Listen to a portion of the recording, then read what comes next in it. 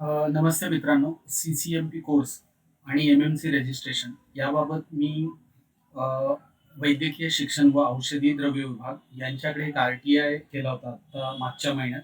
त्याचं जे उत्तर आलंय ते खूप चांगलं आहे. तो सगळा काही डिटेल मी या व्हिडिओमध्ये तुम्हाला सांगणार आहे. तर हा व्हिडिओ पूर्ण बघा. तर सगळ्यात पहिले मी त्यांना काय विचारलं होतं ते तुम्हाला दाखवतो. तर प्रधान सचिव साहेब, वैद्यकीय शिक्षण व औषधी द्रव्य विभाग, महाराष्ट्र शासन, मंत्रालय, मुंबई यांना मी तो प्रश्न केला होता, की या अर्जातून खालीलप्रमाणे विचारलेल्या माहितीची RTIच्या माध्यमातून पूर्ण माहिती देण्यात यावी.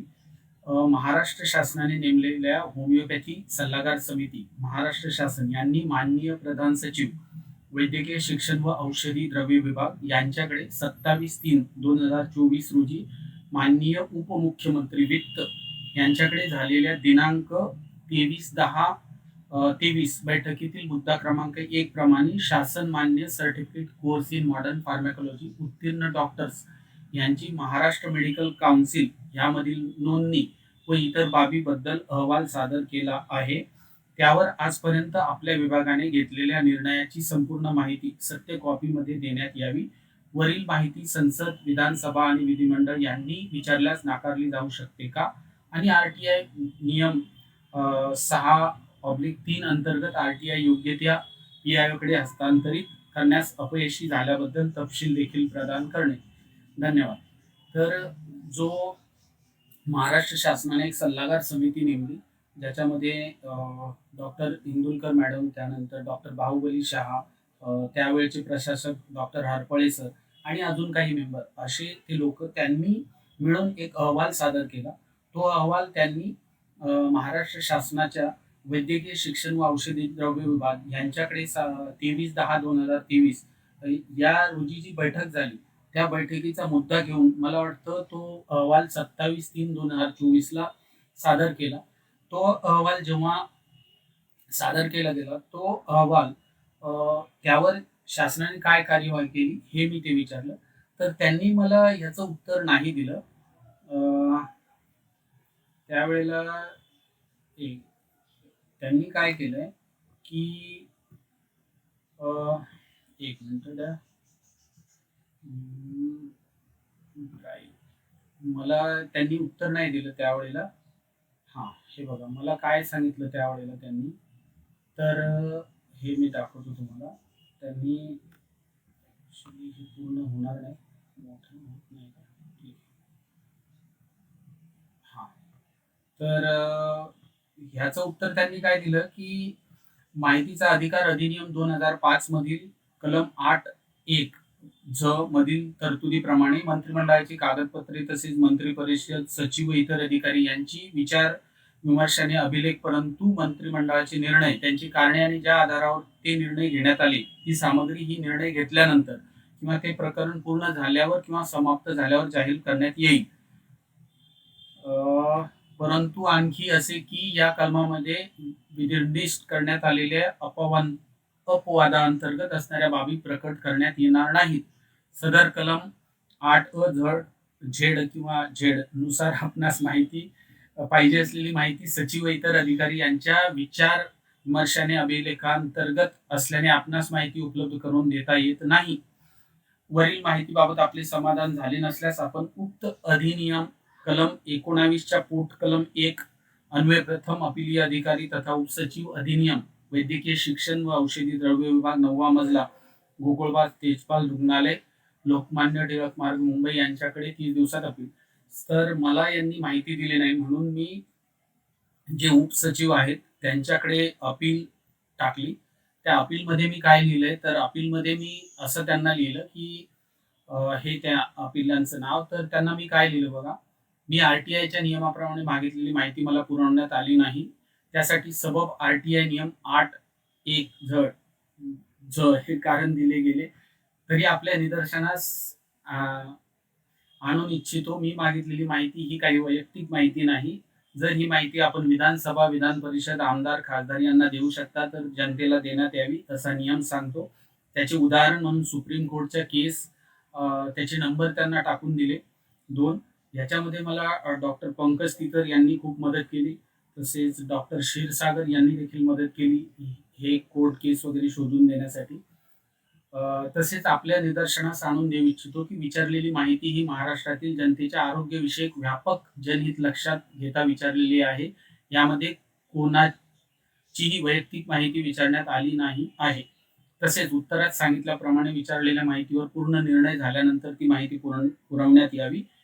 तसेच मला आपल्यात झालेल्या सुनावणीची माहिती ही लेखी सत्य स्वरूपात देण्यात यावी ही विनंती. तर हे जे 2 कारणं सांगून मी आर-टी-आयचं अपील केलं. त्या अपीलचं उत्तर खूप पॉझिटिव्ह आलंय. ते उत्तर मला तुम्हाला दाखवायचंय. तर ते उत्तर जे आहे ते आपण सगळ्यात पहिले बघू. हे उत्तर मला त्यांनी पाठवलंय. तर अपीलचं उत्तर काय की उत्तर आदेश जो आहे तो असा होता की जनमाहिती अधिकारी तथा कक्ष अधिकारी अधिनियम यांनी अपीलकर्ता आणि विचारणा केलेल्या माहितीच्या अनुषंगाने जी माहिती अभिलेखात उपलब्ध आहे तितकी माहिती अपीलकर्त्यास 10 दिवसात उपलब्ध करून द्यावी.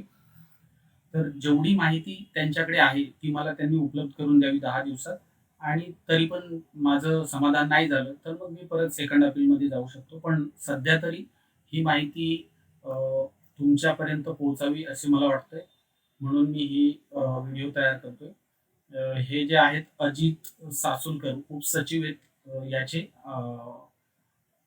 काय म्हणता येईल त्याला मेडिकल एज्युकेशन आणि ड्रग डिपार्टमेंट वगैरे. तर ती माहिती बघा कशी आहे की ह्याच्यामध्ये तुम्हाला आठवत असेल डॉक्टर पवार साहेब जे आहेत, विजय पवार साहेब प्रदेश अध्यक्ष आहेत कृती समितीचे. त्यांनी एक बैठक घेतली होती. त्यामध्ये प्रशासक होते आपले महाराष्ट्र वैद्यकीय परिषदचे. त्यानंतर अ, होमिओपॅथी परिषदचे आपले प्रशासक होते आणि अजून काही डॉक्टर्स होती. त्यांची जी मीटिंग झाली, हे त्या मीटिंगचं पूर्ण त्यावेळेला कधीची मीटिंग ही 8/8/2024 ला ही मीटिंग झाली.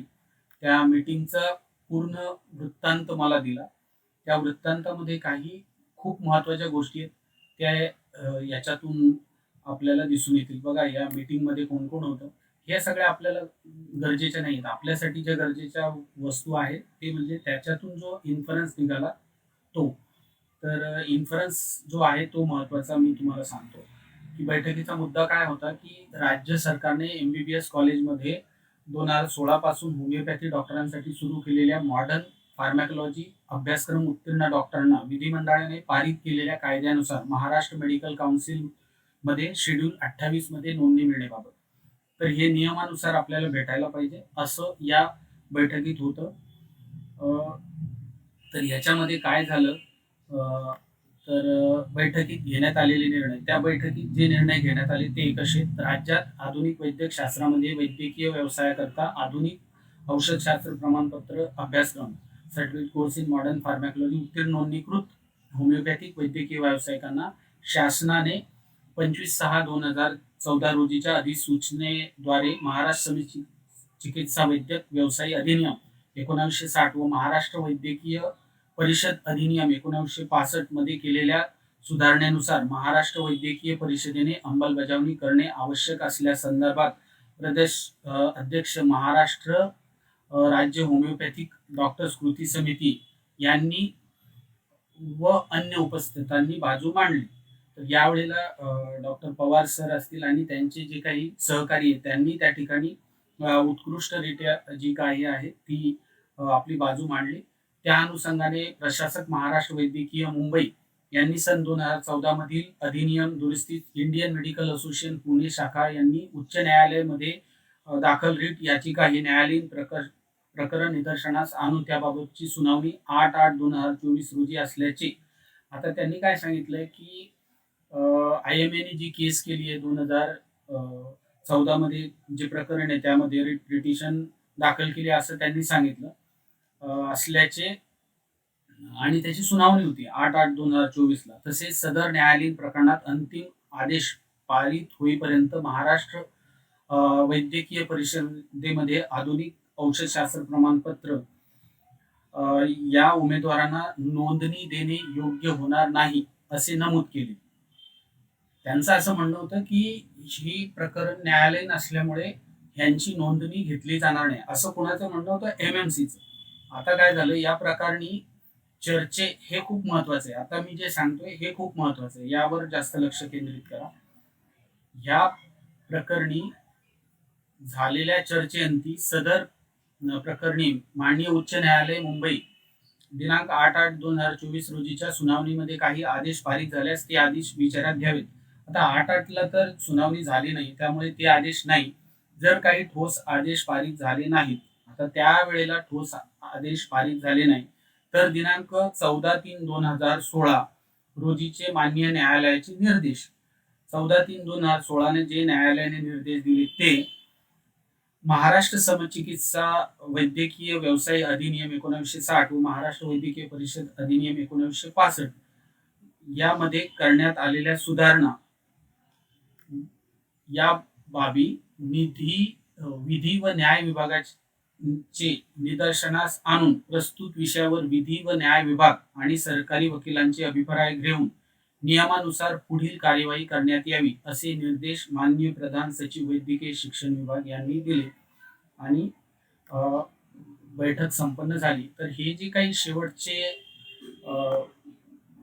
त्यांनी पॅराग्राफ मध्ये दिले ते खूप महत्वाचे. त्यांचं म्हणणं असं आहे की 14/3/2016चा जो काही न्यायालयाचा निर्देश आहे त्याप्रमाणे निर्णय घ्यावे आणि जर 8/8/2024ला काही निर्णय झाला नाही तर मग तोच निर्णय घेऊन वकिलांचं म्हणणं आणि यानुसार जे आहे ते प्रकरण पुढे घेऊन यांना रजिस्ट्रेशन देण्यात यावं असं याचा अर्थ होतो.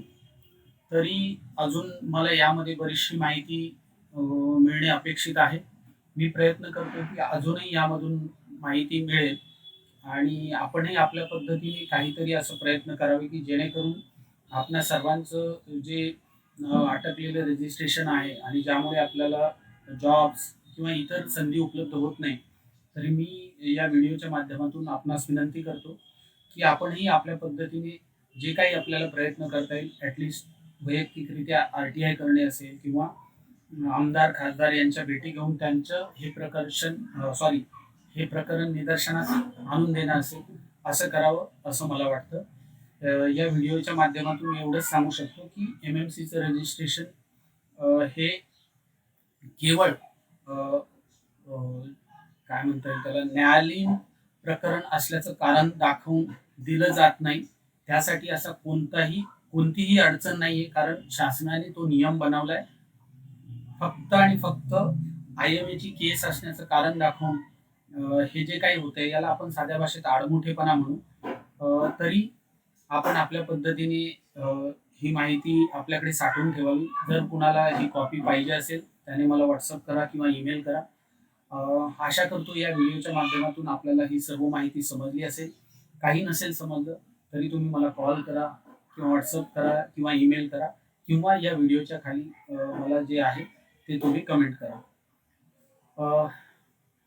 पहिल्यांदा मी मराठीमध्ये व्हिडिओ बनवतो. ॲक्च्युली चॅनलवर खूप वेगवेगळ्या ठिकाणचे लोक आहेत, ते जनरली हिंदी हे करतात, पण हा कोर्स आपला महाराष्ट्राशी संबंधित असल्यामुळे मराठीमध्ये बनवलाय. काही चुकलं असेल तर माफ करा. व्हिडिओ बघितल्याबद्दल आपल्या सर्वांचे खूप खूप धन्यवाद. थँक्यू.